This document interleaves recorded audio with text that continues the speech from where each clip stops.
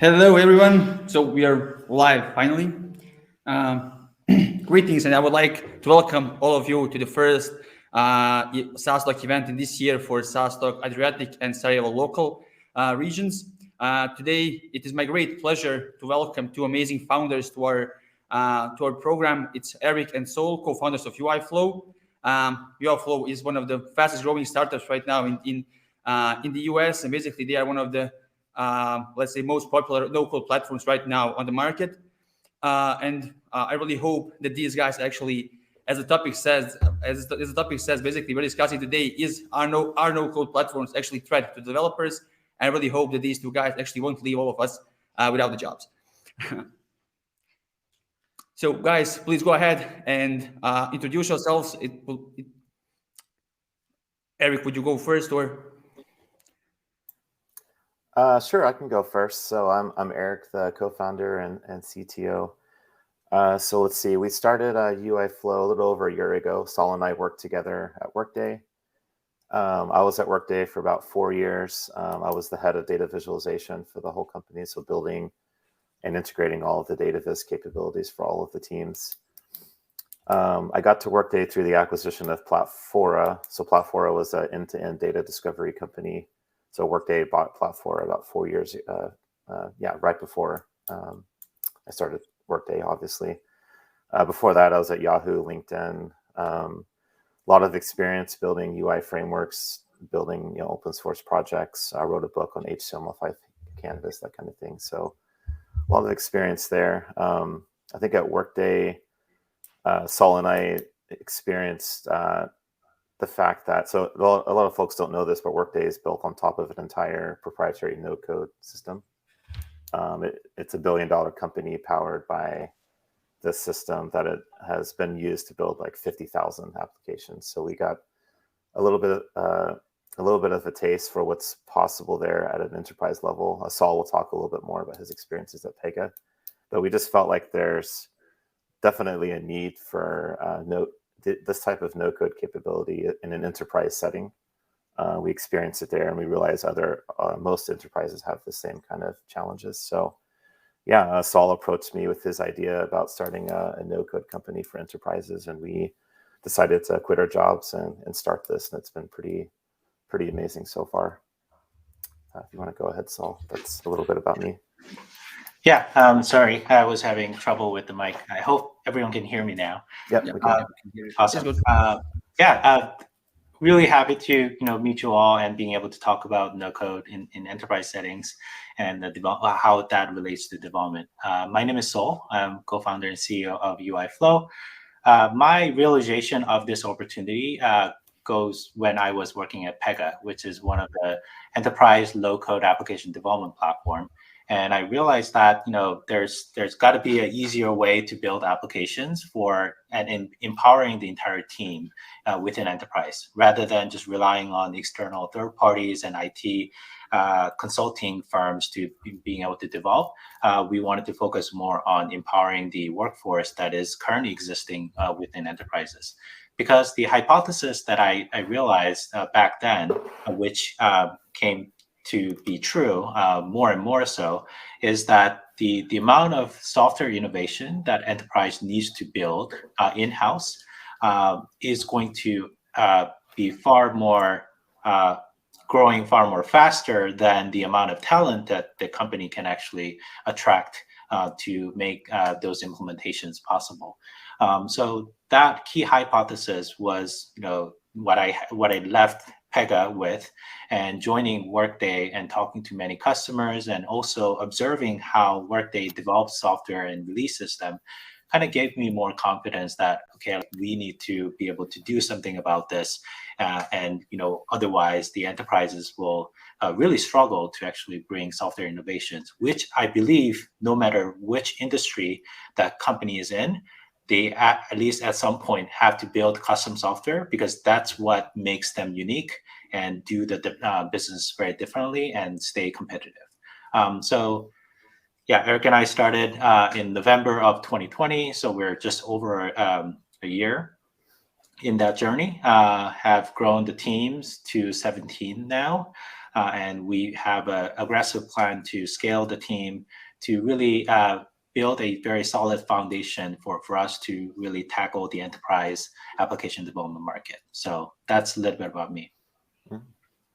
Well, amazing. So I just have to ask one question that's not totally related to no-code platforms, but I would really love if you could compare working in the enterprise level segment and working as a startup founder, because obviously you are leading the people now, leading the product in the right direction. How do you actually feel which one is more interesting, which one is more stressful? I think they all, maybe I can start, Eric, and you can add. I think they all have pros and cons. I mean, that's probably the answer that answers many of the other questions. But probably it's worth talking about the changes. So when you're working in enterprises, everyone is a specialist. So they do one thing and more, maybe a couple things, and they do it really well. They have been doing it for most of their careers. So if you depend on a marketing person, you rely on them and you expect them to actually really deliver and have a solid marketing plan. As a product manager, same thing. As an engineer, they've been doing this for many of the people who are there have been doing it for a long time. I think what's different about startup is that everyone knows this, but you kind of have to wear many hats, and the amount of empowerment is sometimes overwhelming because there's no sort of safety net in terms of where you can go down. In the corporate settings, there's a lot of protections in multiple layers. So that's probably the one difference that makes me nervous. At the same time, it's more exciting to actually be in charge of your own destiny as a company. So. Yeah, and you could say that even in startups, when you're starting a new company and just going towards being an enterprise eventually, things move much faster, right? Mm-hmm. Because there is no corporate red tape to cross. You just have to build a product and compete with the market. So I'm sure that has a lot of its own challenges. Yeah, I was going to say, for me, I've working at an enterprise, another enterprise company has always been a plan B. So I've been like a lot of people, trying to bootstrap companies and creating things along the way as the plan A. But eventually, I've tried. So when I joined Platfora, I had a small, data viz company that had a little bit of revenue, but it just wasn't going to be huge. So I just went ahead and sold it to Platfora. But this Uiflow situation was definitely big enough and it's solid enough that Saul and I felt comfortable that we could just completely cut away and quit the jobs and go full force with it. And it was a good move for both of us. So it's been long coming. We've been me personally, I've been waiting for this type of situation for a long time. So it wasn't like a spur of the moment, oh, I've been happy at enterprises for 5 years, let's do a startup. It's more like I've been waiting for the right moment to do the right startup kind of the situation. Yeah, awesome. So while you mentioned starting your own company and starting Uiflow, can you tell a bit to us and our viewers here, exactly what is Uiflow? I'm sure there are a lot of questions what are we talking about? What is the platform? Yeah, so in a very short sentence, we are no-code development platform for enterprises. And no-code, as much as it's kind of bloated and have a very different meanings depending on who you talk to, the other terms that I use is code optional. So you could, the users of Uiflow, and especially engineers, we wanted to give them the ability to write code for complex logics and very custom work that we are not able to provide in a timely manner. So they do have a customization ability. But in a nutshell, our vision for Uiflow is to empower everyone to create software if they want to. So we're tackling that from enterprise perspective first, but we do have plan to eventually get and reach out to larger audience. Mm-hmm. Yeah, in terms of trying to help the audience imagine what it is, what our primary product is, which is the Uiflow Studio, where people log in to build applications. I mean, most no-code tools have that like studio type of experience, like a Webflow, for example. So imagine something like that with a really robust visual language that enables you to also configure the application flow, like how data flows between UI components and data components, with all of the robust features that you would expect for an enterprise, like branching, collaboration, continuous integration, testing built in, building and publishing of the artifacts, all of that stuff. So if you kind of mix those things together, that's roughly what our product is today. Yeah, perfect. I mean, you kind of touched on some of the questions that we actually plan to ask you a bit later. So yeah, we'll get back to that and like on a bit more on the engineering level, how it works, how it scales up. But yeah, I mean, thank you for the nice description. Yeah. So my next question is like, how did you grow the community? Because you obviously like started like as I was reading, like on Product Hunt, you really had great feedback. So I'm curious, like how fast does the community grow? Because obviously this is quite popular right now, and you guys really offer something that's quite unique on the market. So it's quite interesting to tell us like how many actually users do you guys have there? Yeah, so I can cover that a little bit. So we are in the stage of kind of starting the community. So I wouldn't say like we have a very robust community that we they're using our product, but from our waitlist signups, from our launch on Product Hunt and TechCrunch articles and other news outlets, we do have close to 4,000 people who are waiting to get access, which we're eager to give them access, but we wanted to prioritize that some of our enterprise customers' need are being met, and we are looking for the right point and moment to give everyone access to it. So having said that, there are a lot of excitements around Uiflow, which I think is a great to have. And how we wanted to achieve this is because we are enterprise focused. We wanted to make sure that not only the individual of individual developers or builders can create something very unique and fast. We are focused on empowering the entire teams of specialists and development teams that can actually create software together. So we're far more focused on the collaboration aspect and the fluid work dynamics that existing teams already have, and really leveraging those dynamics to accelerate the development and the deployment of the enterprise applications. Awesome. So yeah, kind of transitioning from this introduction into a very loaded question here is like, and the very topic of this entire talk, do you think that no-code platforms can replace old school developers? Do you mind if I start with this one? So let's talk about Unity. So Please. Yeah, we obviously get this question a lot. So I want to start by saying I've spent my entire career being the most intense no-code skeptic of all as an engineer. So most engineers, especially good engineers, should all be very skeptical of no-code, right? Because no-code, I mean, historically, it's been kind of like a toy, like an idea where like somehow you can magically build software without like writing the code for it. So it's always not been legitimate. But we think it's becoming slowly more and more legitimate.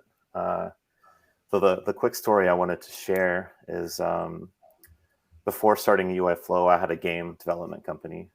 I was working with a couple of other, so I was the engineer and the game designer, and I had a couple of other game artists that I was working with. And at the beginning, I was going to build like my own game engine and C++ and build everything from scratch. But I wanted to at least give Unity and Unreal Engine a try, because I heard that there are like no-code tools for creating production quality games. I thought it would be total BS, and I thought I would hate it. But really interestingly, I fell in love with Unity, which is technically a no-code tool. And I was surprised by that, because with Unity, like you get an architecture for free, you get like physics engines, you get cross-platform build systems, and you can configure games at a high level visually. It's my opinion that building games is the most complex type of software to build. So I didn't think it would be legitimate. But I realized with Unity, they drew the abstraction layer between visual configuration and writing code perfectly, where if at any moment you want to build something custom, you can write code in C#. You can implement scripts and add those to game objects. So like almost within a day, I suddenly became almost like a no-code believer just because of Unity specifically, because I think it was done so well. And over time, when I was thinking through like the modernization of Workday's no-code capabilities, I was thinking a lot about the experience with Unity, and not only just like the way they separate coding versus no coding, but also the collaboration aspect. Like you have engineers and artists working together in the same editor, which is something I hadn't experienced before. So that was a really neat experience for me too. But the reason I say that story is because even me as an engineer, I loved using Unity, but I still was writing code. So our approach is we don't think that no-code tools should replace engineers. It never will. Like in the future, there's always going to be people writing some low-level code somewhere.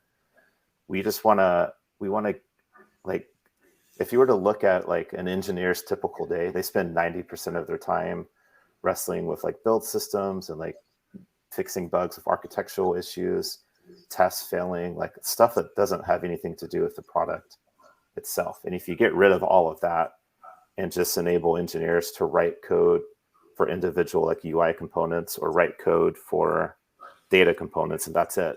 And then you have the rest of the team putting the components together to build an app. We think that's the most efficient way to build software. So that's my long way of saying we don't intend on replacing engineers. We just want engineers to focus on the right things where code makes sense. Yeah, awesome. Like, thank you for a very nice explanation there. I kind of want to draw some parallels against Unity and like what's happening today in like in the IT world. We're building a lot of product for a lot of clients here, right? And there's one theme that always drags along. There is thinking of the UI. We mostly move to like we're using like something like Material UI or some equivalent of it or some like derivative of it, where we kind of track the same idea of how user experiences and user interface should look. Now we add some flavors here and there, right? So that's kind of, do you think it's a valid parallel to say that you are building something where we could, similar to how Unity does with building your architecture and build systems and everything, we can pick up that entire like language of UI that's been grown so much in these last couple of years, and kind of Uiflow handles it for you. And then you just focus on the data and the product itself. That's exactly it. That's what we do today. So we're completely unopinionated about the UI frameworks and UI like design systems that you pull in, and the APIs and data components. So today you can pull in Material UI as well. So you can pull in like a Material button, and if you wanted, you could even pull in like a Tailwind button or a Bootstrap thing, and you can mix. You shouldn't, but you could mix UI components together. But what's interesting is that the world we're trying to set up is that any existing UI library that you could pull in today, or any future UI library that you could pull in, they all have the same interface, which is like inputs and outputs and a state that and states and variants are all like the common denominator of all UI components and libraries is there. And so just imagine like maybe Material UI is really popular today, but 2 years from now, it's inevitable, some new UI thing will come out that gets really hyped up and popular, and people will be able to bring that into their Uiflow apps, and the interface is the same. They won't even have to like go look at the documentation, because it'll be very clear like how to hook up those UI components. So we do all of that adapter work for you. So you don't have to worry about the integrations. Sorry, I think we have a bit of a delay. We kind of saw that first transition in the last 5 years, right, where we transitioned from Bootstrap to Material UI. Right? So that's obviously that UI libraries change, but the logic behind them kind of always stay the same. But let's get back on the topic. So what I actually also find really interesting, like you guys are creating something that's full of potential here. And basically, what I want to ask you, like, is this something that could create a whole new niche of jobs? Like, for example, WordPress did 10, 15 years ago, like Joomla or something similar, because obviously you guys are creating something that could generate new type of developers. And basically, it could generate a totally whole new type of jobs in this industry, basically, where enterprise level companies would hire specifically developers who actually are professionals in only using Uiflow, for example. Yeah, maybe I can answer like the previous question along with this one, kind of together, because I do want to share some of the perspective on how no code is related to the existing developers. So I think the hypothesis that I have is that the world is becoming, that the skills of the world kind of is becoming more democratized, but also specialized. So those two forces are kind of happening in parallel, and maybe some are kind of contentious in different situations. But we see many of these happening in different industries. Like for example, like when it comes to video editing, now everyone has video editor on their phones, so they can actually edit the video. But at the same time, it doesn't replace the professional video editor's job, right? So when you think about those trends that happen over and over, that as Mark Andreessen said, software eating the world. As a process of software eating the world, you do become more like access to those new technologies becomes more introduced to democratization of doing certain jobs, but at the same time creates a very specialized market for professionals to stay in jobs and still producing, delivering their value. So with that lens, we do see the no code is bringing democratization of many of the common use cases of software building paradigms. But at the same time, it's not going to completely replace and put every engineer out of the job. So that's kind of the perspective that I wanted to start with. And when it comes to kind of building a new kind of development careers, when it comes to Uiflow, we do see that same paradigm of, okay, like now all of a sudden many builders will be able to create more bespoke applications using Uiflow, not the common patterns of vacation management or expense management, that types of applications, but the mission critical applications that enterprises are building will be built by using Uiflow, and more people, more stakeholders will be able to contribute to that development process directly. That's an exciting movement, but at the same time, will there be specialists on Uiflow who can really lead, charge, and drive the development? Yes, definitely. So we do see that both of having larger presence within enterprise to build software, but at the same time, very specialized people who are acting as a leader and a development lead to be able to carry out very technical implementations of the Uiflow will be there, and I think that will be a much needed job, hopefully down 2-3 years in the future. Oh, amazing. That was the answer Thanks. I was looking for. So am I taking the next one? Okay. So yeah, you said that you are mainly oriented, Uiflow as a company is mainly oriented towards enterprises. And from an engineering standpoint, there is always a question of how scalable it is. Can we use this tool to support hundreds of thousands or millions of users? How can we manage development across, of course, multiple developers, multiple environments, just in general? Is it possible to scale this like horizontally or vertically? Do you want me to take that one, Saul? Yep. So the beauty of Uiflow is we don't have a backend. And the other beauty is that you have the ability to build and publish the artifacts and run it within your own network. So the answer is the scalability. It's our offering is as scalable as code, right? It just depends on your system, your network.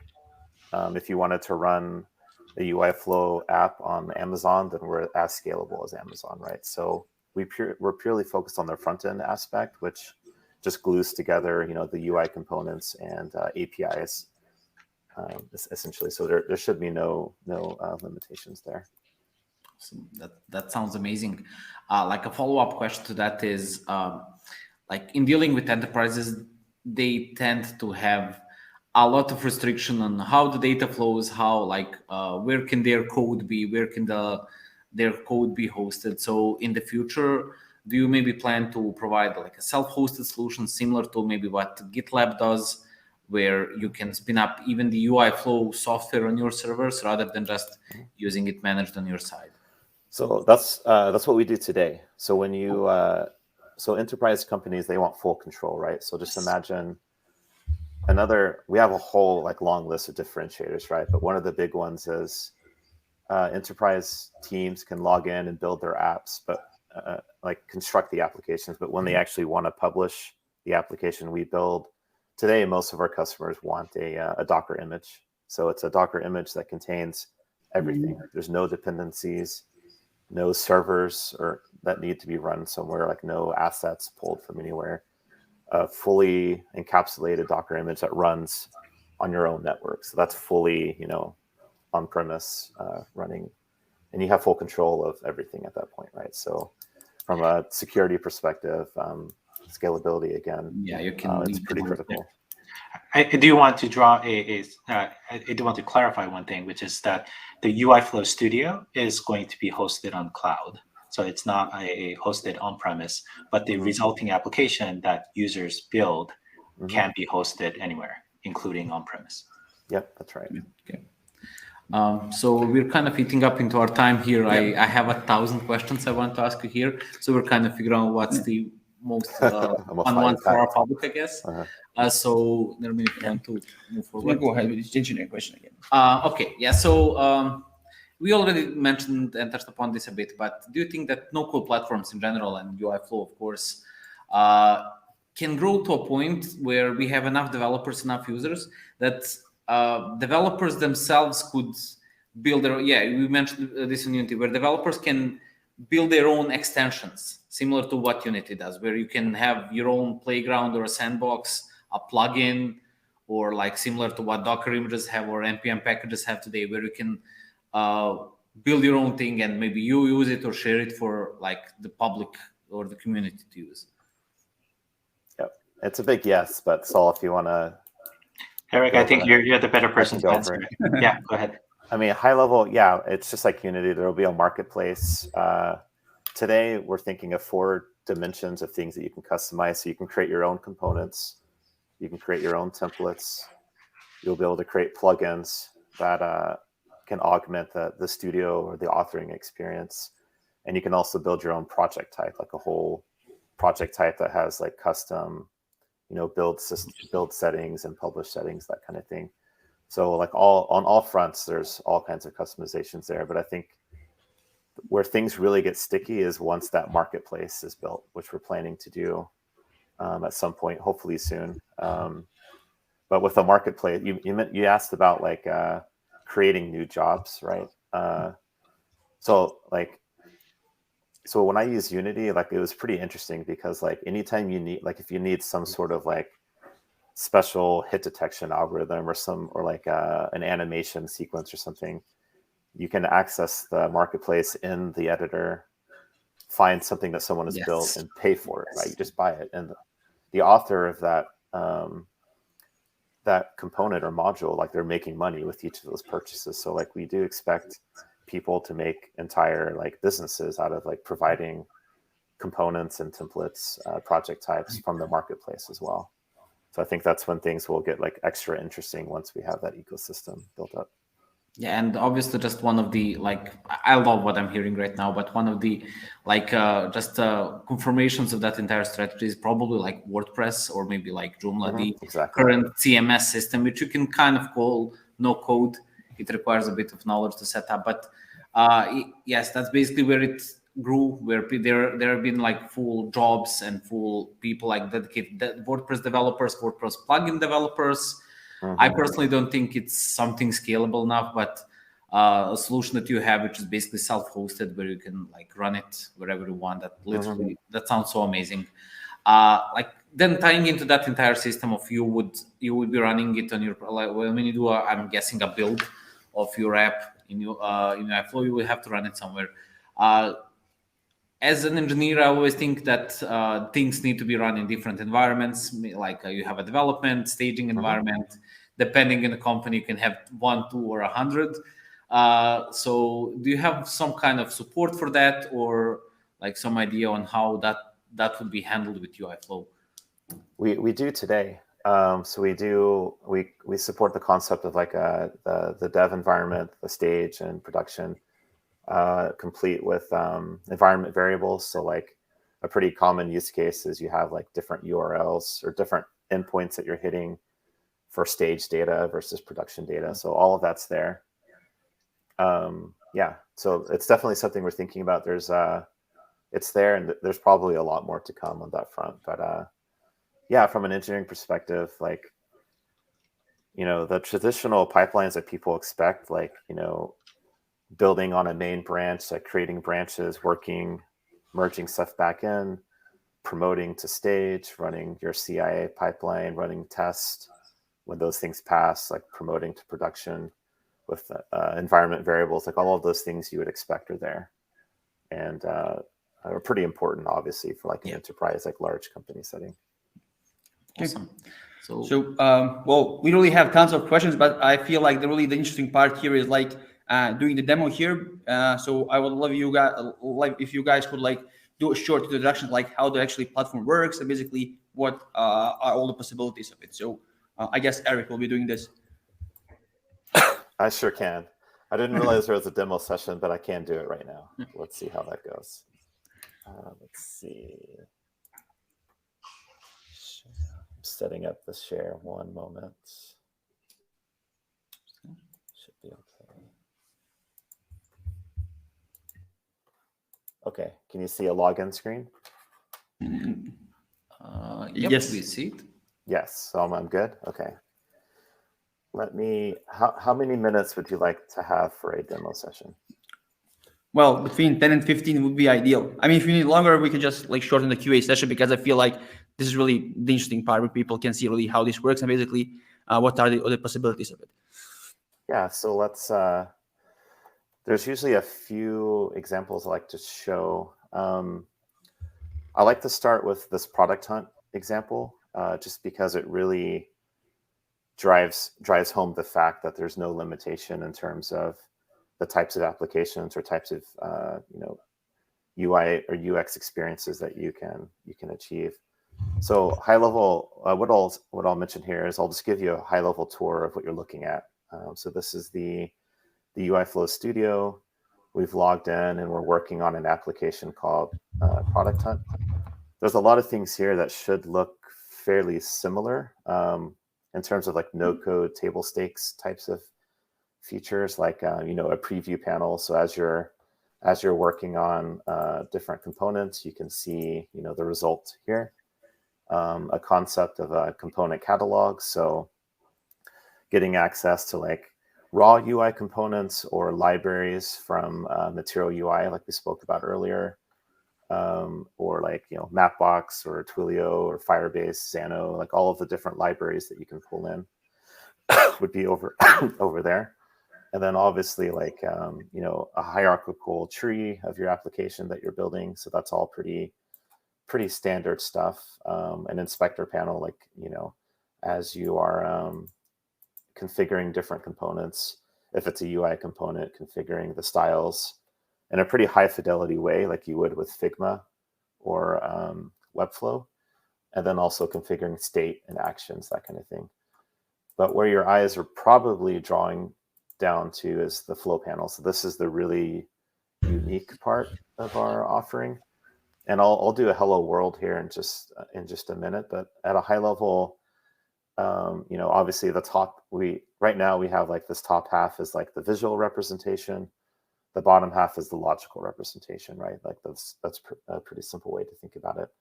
So in this demo, I can actually run it real quick to show you what it looks like. Our intern built this using our raw unstyled UI components and the Product Hunt APIs. So this is real data hitting the Product Hunt APIs. So he built, a homepage that pulls all of the articles for the at the top of the result list, with like comment counts, all of that stuff, and upvotes. If you click on one of these, you'll see one of the articles that look like this. So like we have like, a video component, a bunch of avatars. He built, a nested commenting section. So you get the idea, right? Like there's really no limitation in terms of the UI that you can build. He also hooked up the search So like that search query hit the product hunt APIs to get the result set. But I think you get the idea there. And in this case, you can see, I'll give some more examples of the flow panel, but you can see like as things are flowing through, you can see the data that's being passed around. So like in this case, we're making a call to a get products component, and we get a result set back that looks like this. So at any moment, you can inspect the data at each component. This might look confusing right now, but once I give you the hello world, it'll be a little bit more clear. One other example I can show, I'm going to jump to our stage environment real quick. And I'll show you a Facebook example.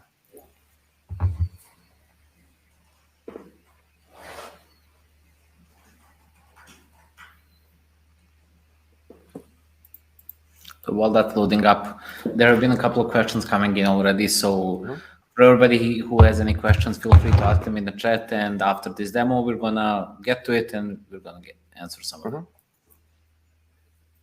Yeah, what happened there is I was hitting a product hunt API, which didn't exist on stage, but the Facebook does. Yeah. So here's another example of the Facebook one. So you can see like, all of the components put together here. When you switch to preview mode, you see the app, which is, we have some server-side elements here and the client-side rendering.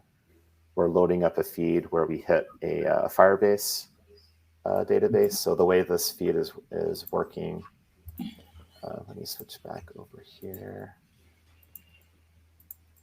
So in this case, we put all the components together. The dynamic part is the feed, right? So we're not hitting a Facebook API in this case. We're hitting Firebase. We've actually loaded up some Facebook data into a Firebase database.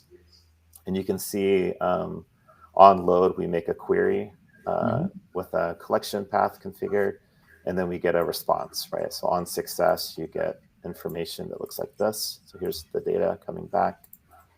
And what we're doing is we're looping through each of the items and passing the data into a post item, post component. So you'll see that in the next demo that I'm going to show you, the UI components are blue, essentially, and the data components are green. So it makes it really, really simple there. And if you really think about it, like a lot of the spirit behind this visual language, which we call FlowLang, is based on the fact that if you boil down an application to its essence, there's really just UI components that have state, and they can have events like you click on them or like something changes in that component. Or you have data components, which would be like accessing APIs or like accessing local storage or GraphQL, any place where data could be stored. And then you have logical components. And if you just think of application development in that way, UI, logic, and data, and then you map the flows, it really simplifies the process of modeling the application logic. But so this is the Facebook example. I can run this one as well and show you what that looks like. So I think you kind of get the idea there. So I think if I have time, I'll spend maybe 1 or 2 minutes and I could do a hello world example. I think that's really the best example. Yes. Please do. Let's go back.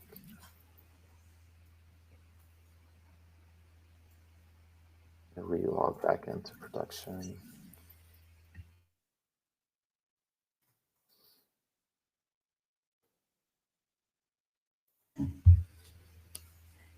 So yeah, this is, I'm sure, like I'm eager to see like how in general this kind of all gets set up. I would like to have a chance to play around with it, but we don't have that much time. Yeah. So, I mean, in general, people will start with templates, but I'm going to start from scratch just to like give some ideas here. So what I'm going to do is create a really simple client-side interaction app to kind of help show you like how the flow panel works. So let's say we want to use Material UI as our library, and we want to pull in a button, a text input, and the dialog. You see we've got the visual representation up here and the logical down here. The dialog is hidden by default, but if you go to the state and show it, you can see what it looks like, which is this. So let's say I'm going to reorder the button and the text input up here. So let's say the user wants to type something in to the text input, and then they hit the button, which will set the dialog title to whatever you typed into here, and then open the dialog, right? So a pretty simple exchange there. So in layman terms, what we want to do is we want to be able to set the title of the dialog, right? So what you would have to do is go to the actions. So you've selected the dialog component. Here's all of the things that you can do with the dialog component. In this case, we want to set the title. So we've exposed that here. And you can say, okay, here's your button. On click, you want to do something. So let's set the title of the dialog. A title, this action set title requires something to be passed into it, right? Like you could hard code this, or you could pull it from somewhere. In this case, we want to pull it from the value of the text input. So we can say, okay, pass it in this way. And the other thing we want to do is open the dialog. So we could just connect it to open like this. And one more thing, the button inside the dialog, let's just say, if you click on it, just close the dialog, something simple, right? So if you switch to preview, what happens here, so I typed in, I pressed submit, dialog open. So what happened is you can see the flows that executed here.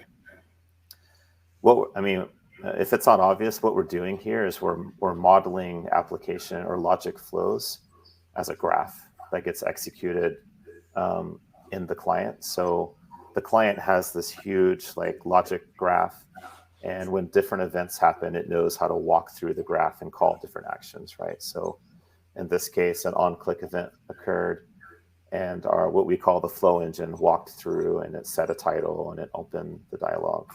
And then if you hit OK, you can see that we executed the close, right? So it's a really super fast way to model, application flows. And it's also, from a developer experience, really interesting to be able to see your flows this way and see the data at each step.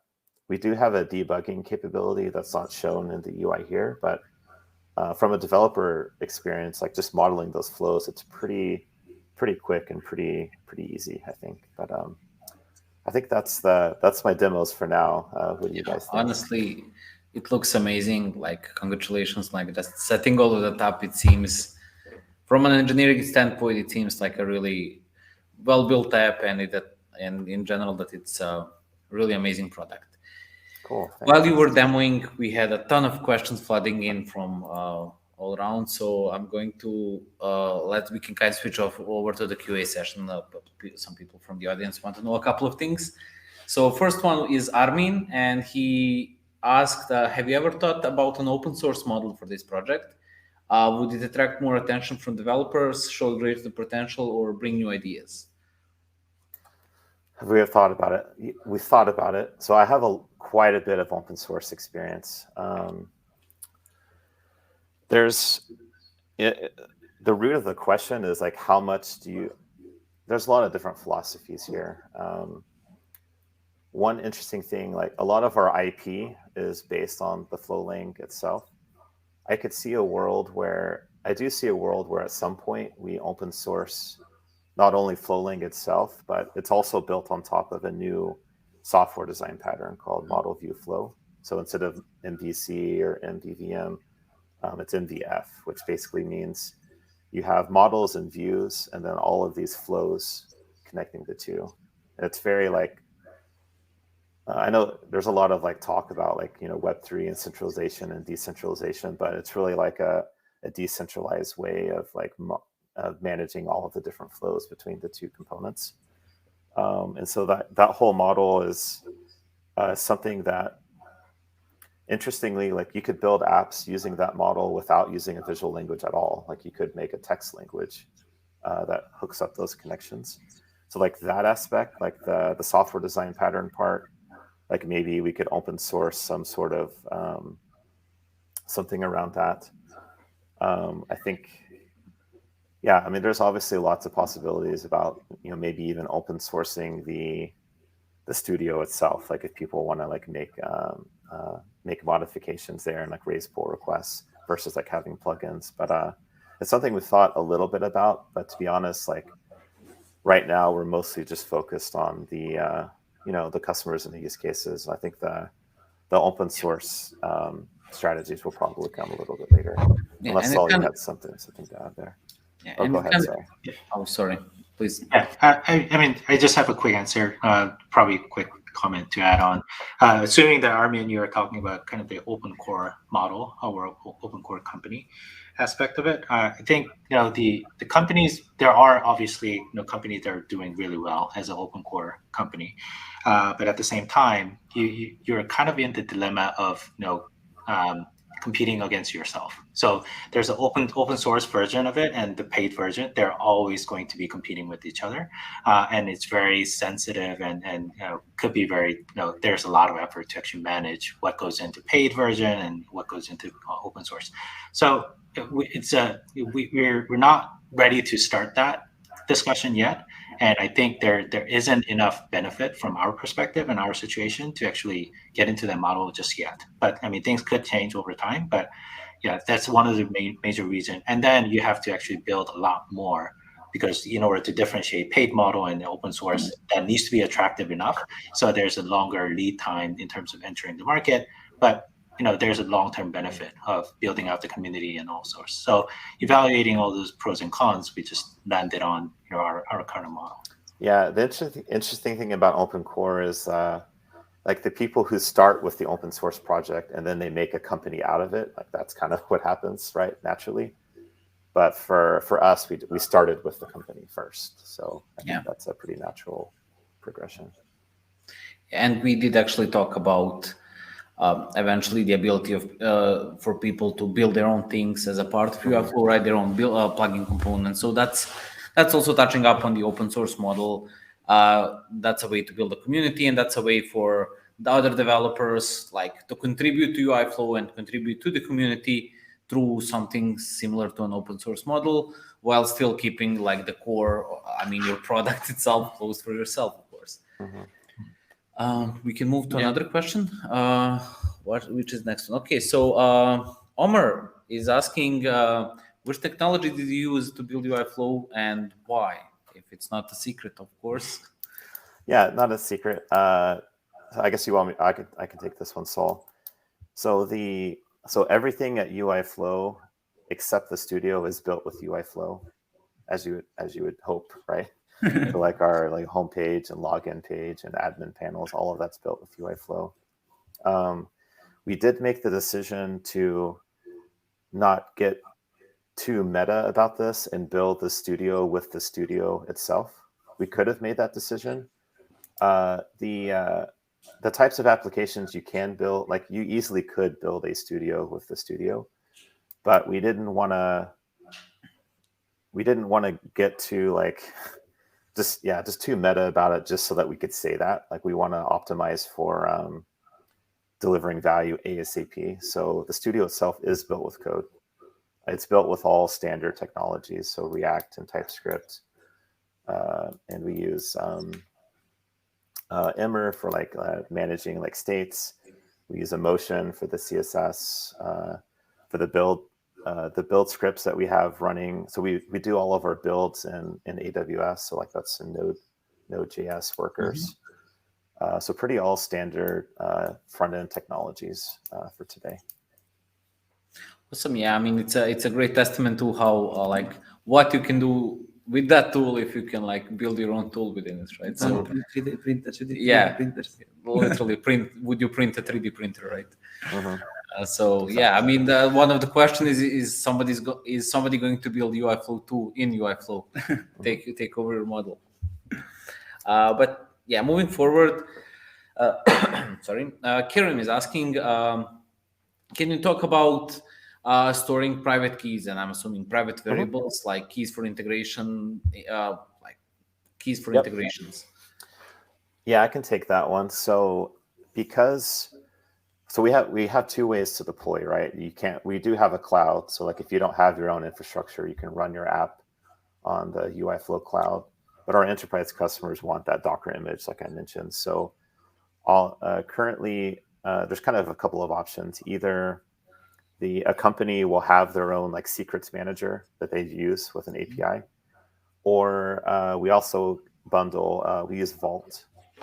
We have a bundled secrets manager that can handle the sensitive information, like the keys there. So that's our current solution today. Awesome. And another question from Amr. Did we lose some performance? Do we lose some performance if we create an app with Uiflow? You gain performance. Gain performance. That's a good So thing to hear. one interesting thing about I guess myself and the makeup of the team, we're ultra sensitive to performance. Especially, like Saul's and our background is data visualization. So like I've built frameworks that can enable 50 million nodes and edges in the browser, like really low level stuff there to enable like crazy performance. So, and I also I was the architect for the LinkedIn homepage feed as well when I worked at LinkedIn. So like performance was like #1 priority for us. So like, I mean, that's just a couple of things I'm saying to say that performance is very important to us. So we're making sure at all levels, like the compiles or like the hot reloading, which parts of the app are server side, which parts are client side, like the efficiencies of the flow engine running in the client, like all of those things are very important to us. I think if you were to profile like the homepage today, uiflow.com, it's probably not that great because there's still some things we need to do, like with the bundle sizes and some more optimizations with tree shaking of the components. But most of the stuff is there. I think it's sub, it's in terms of delivery time, it's like milliseconds. So it is pretty fast, but it'll get faster. My goal or our plan is that Uiflow should be without question the fastest no code offering out there. Like that's kind of my expectation.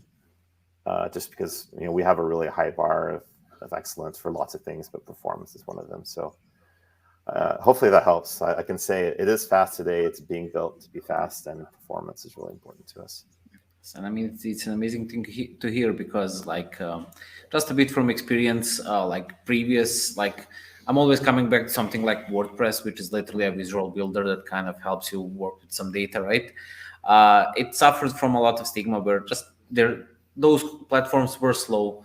And now that we're in the era of like more modern tech, we move to faster technologies and just have more resources available. It's really nice to see that we have a super efficient and super fast platform. Yeah, the reason why I kind of made that joke and said it's faster is because there's some truth to it, because like you as the engineer, you don't have to make a whole bunch of architectural decisions to make things fast. It's already there for you. Yes. Your job is to model the application flow, and then we've optimized all of the execution speed for you. Okay. We have one more question, but I guess we already have covered this one. It's about like debugging option. Do you have? I'll just read it out. Like, do you have any system for debugging end user applications? So you have already answered, but will you be so kind to actually explain that again? Yeah. So so technically we have debugging built in. So I set up some debugging like maybe a couple of months ago. There's a JavaScript API for like stepping through the calls, but we use Linear for our tracking, but we have a task for building the UI for like the pausing and like doing watches, all of that stuff that you would expect. We haven't prioritized it just yet, but it'll be coming pretty soon. One thing that we have already built, I don't know if you saw it in the demo, but on the bottom right there was a tray for like warnings and errors, so you can also see as stuff is happening, you can see like warnings and errors there, and like do an inspect and see which component was the bad actor in that case. And then on top of the debugging, we're also going to have static analysis, so everything is strongly typed here in terms of like the connections between components. So just like with an IDE, like as you're connecting up your flows, like we'll be able to surface potential problems or like let you know, hey, you made this connection, but it might not do what you expect it's going to do, right? So there's a lot of opportunities there as well. Okay. Yeah. I guess we have covered all the questions from this session. Do you guys have anything to add, which we forgot to ask you, or? Yeah. So I think assuming that this sort of community of people around technology and then people who are interested in learning more about technologies, we plan to release our public sandbox end of this quarter. So end of March is kind of what we are targeting for. So if you're interested in trying out Uiflow and definitely give us a try when we launch. Also, like all of the engineers out there, I think we firmly believe that this is going to be a thing for enterprises and enterprise development. So if you want to get ahead of the curve and experience earlier, there's a definitely opportunity. So please reach out to us for any questions or any interest going forward.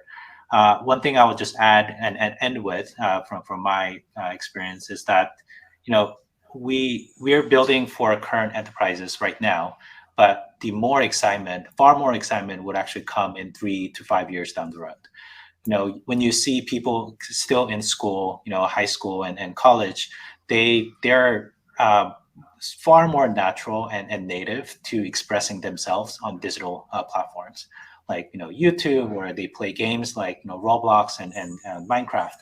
So looking at that, how the new generation and how expressive those generations are in digital settings, we're more excited about potentially giving them educated and trained and be used to creating software using Uiflow. It's going to be so natural and they're going to be more receptive than the current generation that we work with. So we're far more excited about the future and we can't wait to actually get to that point. But meanwhile, we're doing our best to help enterprise teams and enterprises to bring software innovations as fast as they can. So if you're working at enterprises, please reach out. We also are hiring massively and trying to grow really fast. So definitely check out our job post and LinkedIn, and also work at a startup, which is hosted by Y Combinator. So that's what I had really fun, and hopefully you got a lot of interesting ideas and the product sense from what we have presented. But thanks for hosting.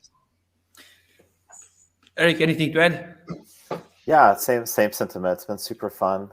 I'm really grateful for you inviting us to talk about this. We, all of us no-code companies, we have that same dream of just democratizing software development. So we're all in this together, and that's what we want to do, right? Just enable people to build. Like Saul was saying, like the people in this generation, we're all builders. We all want to be able to build. So just unlocking that capability is what we're here for. Amazing. The pleasure was ours, and thank you guys for your time. And thanks everybody who was watching. Talk to you soon and see you soon. Bye. Thank you. Bye-bye.